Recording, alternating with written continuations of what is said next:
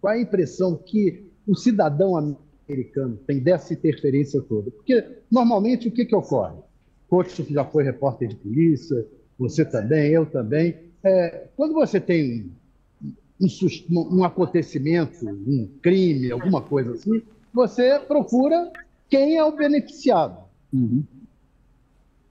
Houve essa interferência toda da Rússia e há essa interferência do Elon Musk. O cidadão americano desconfia de quem seja o beneficiado por essa interferência toda?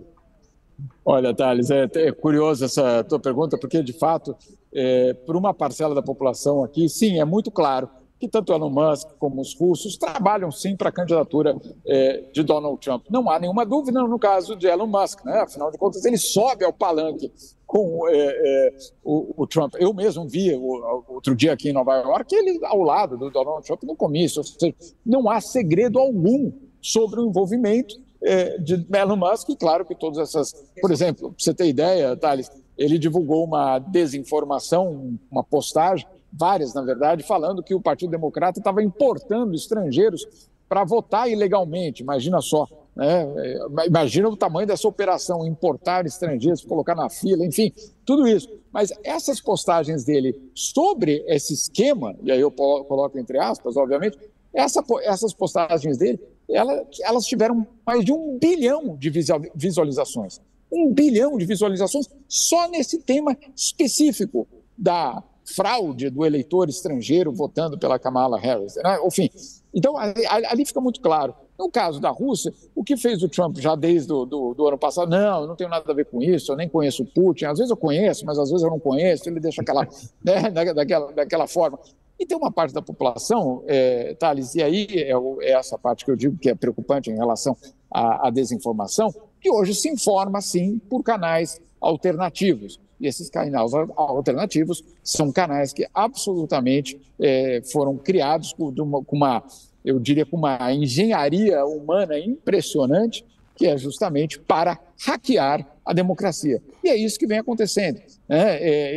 Hoje pode ser que a Kamala Harris vença, pode ser, mas sinceramente, estando aqui e vendo o que está acontecendo, quem venceu foi a desinformação. Ela já venceu. O que a Kamala Harris e os outros estão fazendo é tentar frear essa desinformação. Só isso. O que existe hoje é uma operação de desinformação extremamente bem organizada e, ao meu ver, impune, pelo menos aqui nesse país. É um método, né, recorrente. Fala lá, coach. Por esse cenário que você está traçando aí, o papel do Elon Musk nessa eleição, que é uma coisa inédita, eu nunca vi uma participação tão efetiva, tão direta, né, de um grande empresário numa eleição, chamado poder econômico, né? Por isso mesmo, a grande chance da eleição americana é terminar no tapetão, ir para a justiça, né? E aí eu queria saber de você, qual é essa possibilidade, porque está todo mundo falando nisso, e por que o Trump faz tantas denúncias de fraude à justiça? Né? Ontem e hoje, um monte. E por que a Câmara não faz denúncias? Por que só o Trump denuncia? Corte, olha só, os republicanos aprenderam a lição de 2020.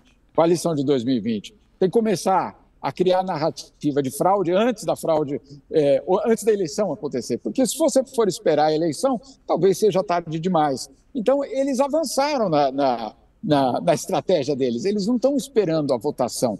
Eles estão se antecipando à votação para dizer, sim, houve fraude, sem prova nenhuma. 2, vamos lançar, para você ter ideia, até ontem já eram mais de 100 processos judiciais lançados pelos republicanos de supostas fraudes, ou seja, você já inunda o sistema judiciário de uma narrativa comum, que é justamente a da fraude. E aí é a grande preocupação, né, coach? O que vai ser feito no momento da denúncia, perdão, do anúncio do resultado? Olha só o que está sendo desenhado, pelo menos segundo os analistas aqui. Um dos aspectos que eles alegam, os republicanos alegam, que eles não conseguiram fazer vingar aquela narrativa de fraude, é porque os americanos não saíram às ruas para bancar que houve fraude. Então, o que eles estão falando dessa vez? Cabe a cada americano, ou cada republicano, defender a integridade da eleição. todos os americanos. Então, eles estão colocando, de fato, uma mensagem de que vamos à rua. A gente sabe que os republicanos são também aqueles que estão mais armados, também sabemos disso. Então, vamos à rua proteger a integridade dessa eleição. É uma receita, Couto, para um desastre, sem dúvida nenhuma. Tem uma grande diferença. A grande diferença é que o governo americano hoje é liderado por um democrata, pelo Joe Biden, que já disse que não vai tolerar violência, etc, etc. Agora, e se as coisas saírem de controle? Né? E se houver, de fato, algum tipo de morte diante da Casa Branca ou em Washington durante esses eventos? É por isso que tem muita gente muito preocupada com todo esse processo. Não é por acaso que Washington foi blindada nos últimos dias. Enfim, você tem um cenário extremamente volátil, vulnerável, no fundo, e é um grande teste para a democracia americana, eu diria para a democracia ocidental. É isso aí. E não é por acaso que o Trump está declarando que vai respeitar o resultado das eleições se as eleições forem justas.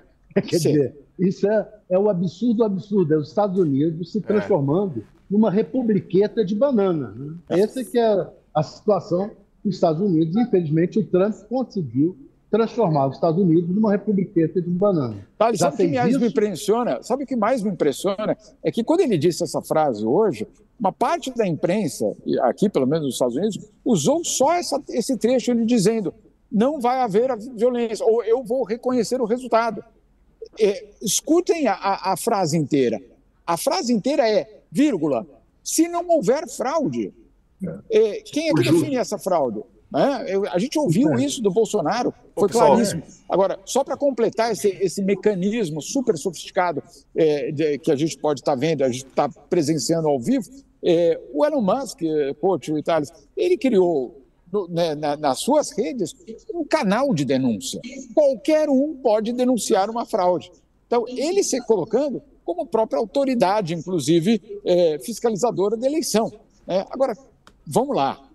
Alguém que posta nas suas redes sociais os absurdos que ele posta, que confiança há de que aquela pessoa, de fato, vai receber só as denúncias reais de fraude? A gente sabe para onde isso tudo está indo, o governo americano sabe e a própria campanha da Kamala Harris também sabe. Eu só te digo uma coisa, Thales e Couto, hoje pela noite eu vou acompanhar o momento aí da apuração no centro dos republicanos aqui em Nova York. Eles me aceitaram. Então vamos ver como é que é a reação, que eu tenho muita curiosidade de saber como é que vai ser a reação desses republicanos se houver uma declaração antecipada de Trump de que ele venceu sem prova nenhuma. Pois é. Uma coisa que rapidinho, viu, Couto? A gente precisa ir para o intervalo agora para a TV. Couto, desculpa.